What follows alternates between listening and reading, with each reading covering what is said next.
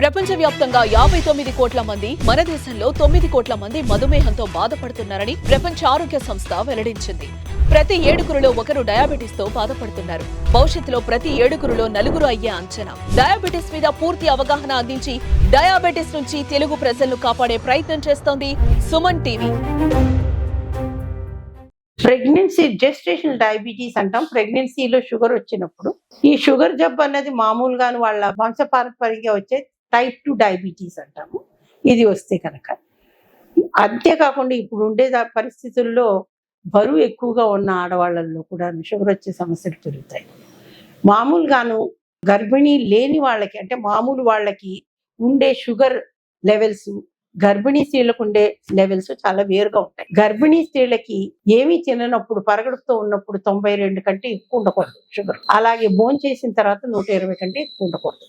కానీ ఇప్పుడు మేము చూస్తున్నది ఏంటంటే గర్భం దాల్చక ముందు కూడా కొంతమందికి షుగర్ ఉంటుంది. వాళ్ళకి తెలియటము లేదు, తెలిసినా వాళ్ళు చాలా నిర్లక్ష్యం చేస్తున్నారు. వాటికి తగిన ట్రీట్మెంట్ తీసుకోవటం లేదు.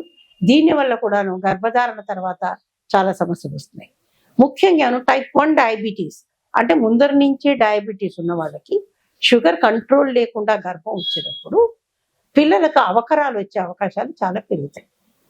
ముఖ్యంగా ఈ అవకరాలు అన్నవి గుండె జబ్బులు కావచ్చు, లేదా మెదడుకు సంబంధించిన నాడీ సంబంధమైనటువంటి జబ్బులు కావచ్చు.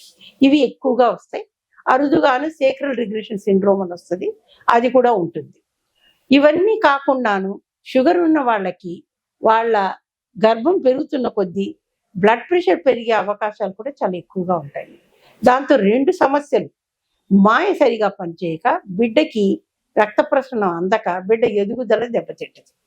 అలాగే షుగర్ కంట్రోల్లో లేనప్పుడు కానీ బిడ్డ దాన్ని డీల్ చేయలేదు కాబట్టి బిడ్డ చాలా పెద్దగా అయిపోతుంది. అంటే బరువు పెరుగుతుంది కానీ దాని అవయవాలు మామూలుగా పెరగవలసిన స్థాయిలో పెరగవు.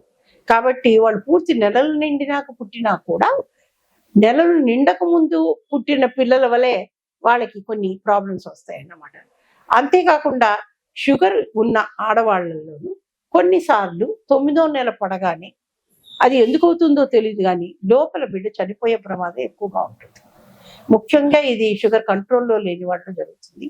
కాబట్టి మొదటి నుంచి కూడాను డాక్టర్ దగ్గరికి సక్రమంగా వెళ్ళి షుగర్ ఎలా కంట్రోల్ చేసుకోవాలి, దానికి తినవలసిన సమతుల ఆహారము, అలాగే దానికి తీసుకోవలసిన మందులు, అవసరమైతే ఇన్సులిన్ కూడా తీసుకోవాలి.